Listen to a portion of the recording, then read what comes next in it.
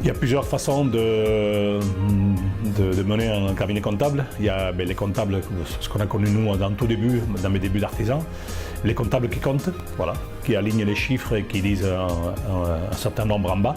Et puis il y a les conseils dans tous les sens du terme de l'entreprise, pas seulement comptable, juridique, stratégique, de nouveautés, etc. Et c'est là où j'ai vraiment rencontré une aide journalière au quotidien, on peut le dire. Quand on s'est connus, on était une toute petite entreprise artisanale avec 3 ou 4 personnes, 4 ou 5 personnes.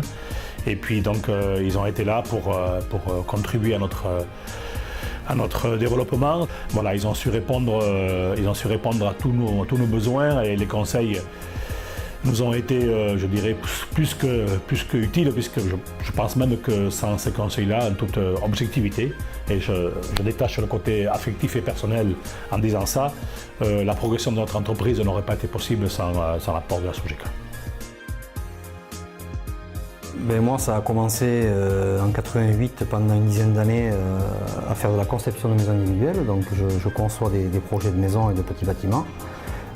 Et ensuite, depuis maintenant 10 ans, ça va faire en tout 20 ans donc, je les construis puisque j'ai créé une autre entreprise en parallèle où j'ai mes propres employés, maçons. Et donc on commence par de la conception avec le bureau d'études ici même et à la réalisation ensuite avec mes employés. On a quand même évolué pas mal, j'ai commencé tout seul, aujourd'hui on est 6. À chaque fois j'ai demandé conseil à Charles qui m'a été de très bons conseils et je l'ai toujours écouté. D'autres fois, il m'a demandé de lever un peu le pied, je pense qu'il a eu raison également. Donc, ils arrivent à nous faire comprendre qu'il y a telle et telle petite astuce, il y a tel et tel petit problème à voir de plus près. Ça arrive. J'ai pas mal de collègues et d'entreprises qui ne sont pas à la Sogeca et j'essaie de les amener à la Sogeca en leur montrant qu'ils sont tout le temps de bons conseils et qui sont présents tout le temps, constamment.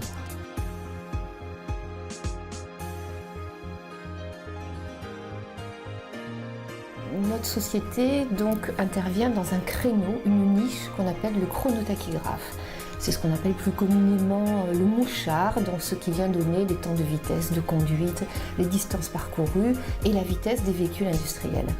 On intervient donc pour le marché français à Bayonne, mais de Bayonne, on couvre également une zone bien plus large puisqu'on a la responsabilité de la commercialisation de la Belgique, de la Suisse. On gère également le stock de l'Espagne et la commercialisation pour le Portugal et l'Afrique du Nord.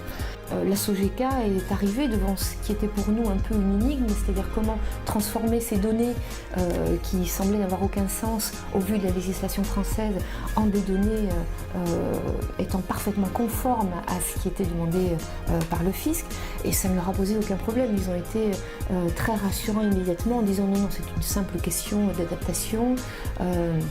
De formatage des fichiers et voilà. Et en fait la discussion s'est arrêtée là, on a senti le contrôle parfait, il y a eu quelques conférences téléphoniques en anglais puisque les langues étrangères sont également très bien pratiquées au niveau de la Sogeca, donc avec les responsables comptables et financiers en Estonie où tout le monde a bien accordé ses violons.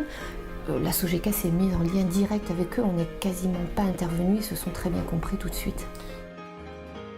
On est arrivé enfin là où on voulait arriver, c'est-à-dire à un club sain, qui est équilibré, qui a atteint ses objectifs sportifs, qui a réussi à développer une bonne image, qui a réussi à garder ses jeunes, qui a réussi à fidéliser un public et qui a réussi à exister sur notre aglo. La fédération de hockey, comme d'autres fédérations, a eu besoin de se structurer d'un point de vue un peu plus sérieux et d'avoir une direction de contrôle de gestion qui tous les ans valide les clubs.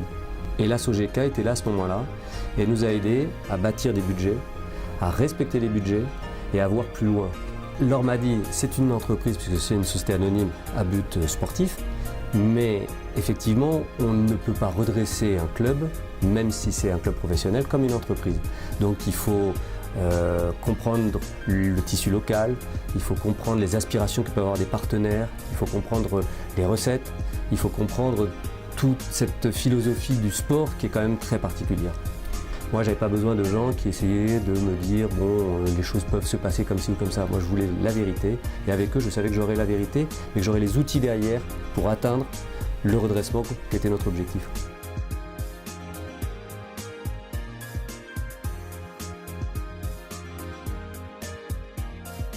Je suis depuis 30 ans à Biarritz, cafetier, hôtelier, restaurateur. Et effectivement, on bute souvent sur la lourdeur administrative, puisque ça fait des décennies qu'on prône effectivement une simplification administrative, et c'est honteux, puisque malgré les nouvelles technologies, on s'aperçoit qu'avoir une petite entreprise, eh bien, on passe beaucoup plus de temps à régler les problèmes administratifs, fiscal, social, juridique, emploi, formation, communication et j'en passe. C'est un vrai millefeuille administratif et tous les jours donc, ou tous les mois ça se complique.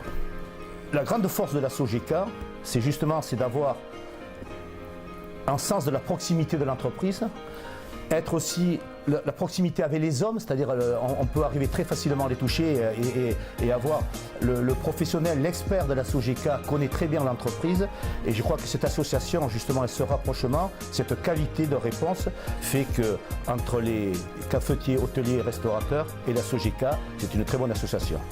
Pour libérer un petit peu la tête du chef d'entreprise, il faut qu'il y ait cette expertise, cette qualité de l'entreprise et ce relationnel aussi d'homme entre le chef d'entreprise et les personnes qui travaillent à la Sogeca. Ils ont cette vertu aussi, ces valeurs de groupe, de travail, de regroupement. Mais dans le regroupement, il y a les hommes, mais aussi il y a la qualité, il y a les compétences, qui se regroupent. Et vous savez, dans mon entreprise, moi j'ai toujours dit, depuis, je le répète, ça fait 30 ans que je suis chef d'entreprise, j'ai jamais eu peur d'avoir un collaborateur qui soit beaucoup plus compétent que moi.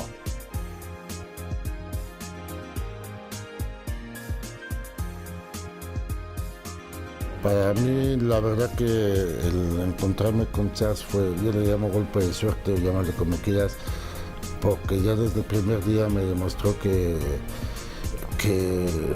era un hombre, un conocedor muy profundo de todos los temas legales, laborales, administrativos, y por otra parte, no sé, siempre en una relación comercial siempre hay ciertas tensiones, sin que estas tensiones tengan por qué ser negativas, ¿no?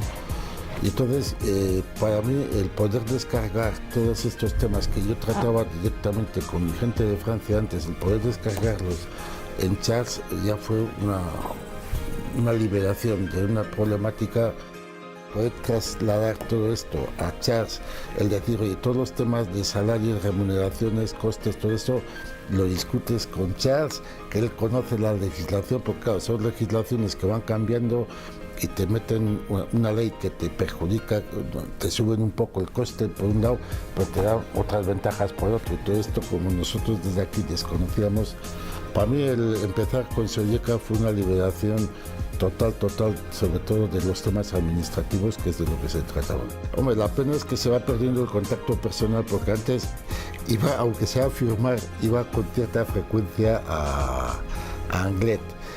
Pero ahora ya como todo esto es electrónico y toda la comunicación es electrónica, hasta con los bancos todo es electrónico, pues ya se pierde un poco el contacto personal, pero vamos, yo quisiera seguir manteniendo porque pienso que es una muy buena relación.